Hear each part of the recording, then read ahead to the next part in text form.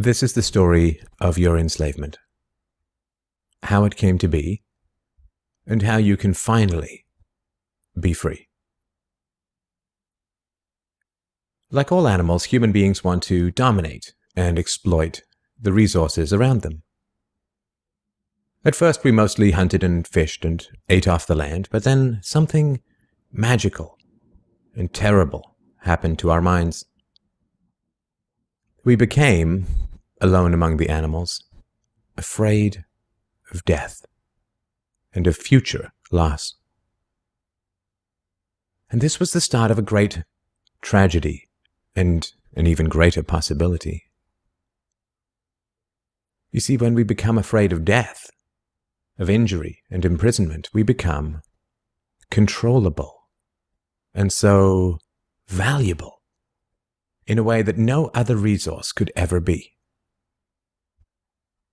The greatest resource for any human being to control is not natural resources or tools or animals or land, but other human beings. You can frighten an animal because animals are afraid of pain in the moment, but you cannot frighten an animal with a loss of liberty, with torture or imprisonment in the future, because animals have very little sense of tomorrow. You cannot threaten a cow with torture or a sheep with death. You cannot swing a sword at a tree and scream at it to produce more fruit, or hold a burning torch to a field and demand more wheat. You cannot get more eggs by threatening a hen, but you can get a man to give you his eggs by threatening him. This human farming has been the most profitable and destructive occupation throughout history, and it is now reaching its destructive climax. Human society cannot be rationally understood until it is seen for what it is: a series of farms where human farmers own human livestock. Some people get confused because governments provide healthcare and water and education and roads, and thus imagine that there is some benevolence at work. Nothing could be further from the reality. Farmers provide healthcare and irrigation and training to their livestock. Some people get confused because we are allowed certain liberties and thus imagine that our governments protect our freedoms. But farmers plant their crops a certain distance apart to increase their yields, and will allow certain animals larger stalls or fields if it means they will produce more meat and milk.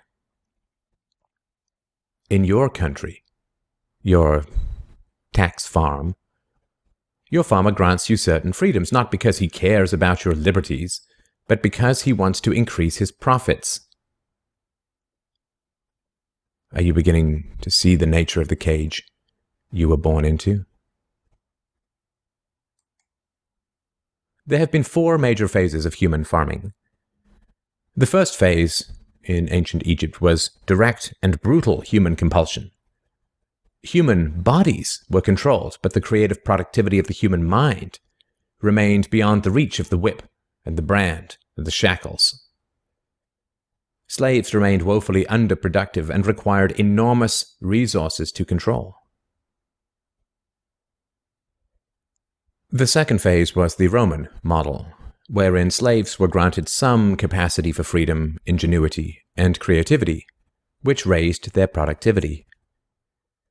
This increased the wealth of Rome, and thus the tax income of the Roman government, and with this additional wealth, Rome became an empire, destroying the economic freedoms that fed its power, and collapsed. I'm sure that this does not seem entirely unfamiliar. After the collapse of Rome, the feudal model introduced the concept of livestock ownership and taxation. Instead of being directly owned, peasants farmed land that they could retain as long as they paid off the local warlords. This model eventually broke down due to the continual subdivision of productive land and was destroyed during the enclosure movement when land was consolidated and hundreds of thousands of peasants were kicked off their ancestral lands because new farming techniques made larger farms more productive with fewer people. The increased productivity of the later Middle Ages created the excess food required for the expansion of towns and cities, which in turn gave rise to the modern democratic model of human ownership. As displaced peasants flooded into the cities, a huge stock of cheap human capital became available to the rising industrialists. And the ruling class of human farmers quickly realized that they could make more money by letting their livestock choose their own occupations. Under the democratic model, direct slave ownership has been replaced by the mafia model. The mafia rarely owns businesses directly, but rather sends thugs around once a month to steal from the business owners.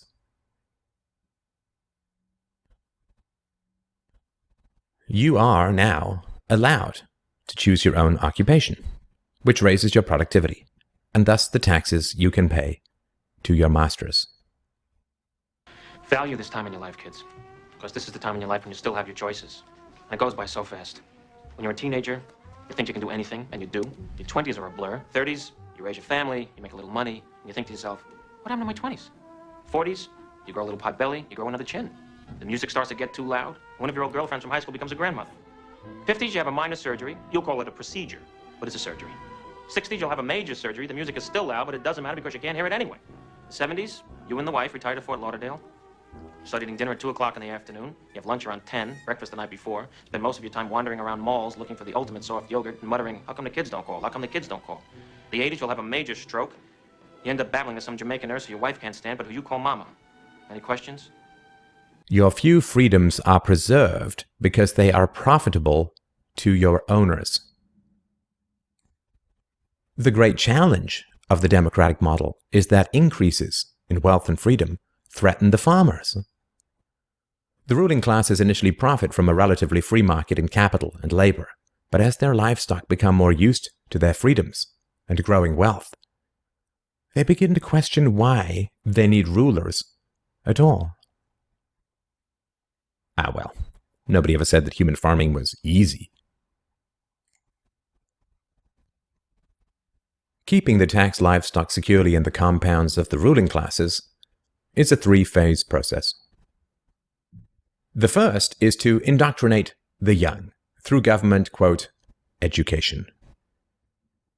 As the wealth of democratic countries grew, government schools were universally inflicted in order to control the thoughts and souls of the livestock.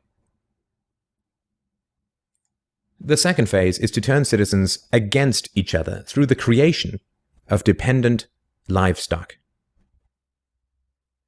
It is very difficult to rule human beings directly through force, and where it can be achieved, it remains cripplingly underproductive, as can be seen in North Korea. Human beings do not breed well or produce efficiently in direct captivity. But if human beings believe that they are free, then they will produce much more for their farmers. The best way to maintain this illusion of freedom is to put some of the livestock on the payroll of the farmer.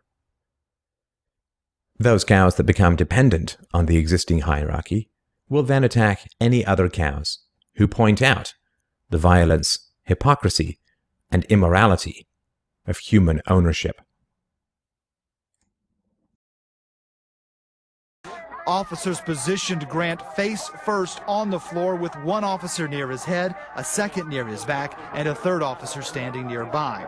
There appeared to be a brief struggle. Then, a 2-year veteran BART officer stands, draws his weapon, and fires.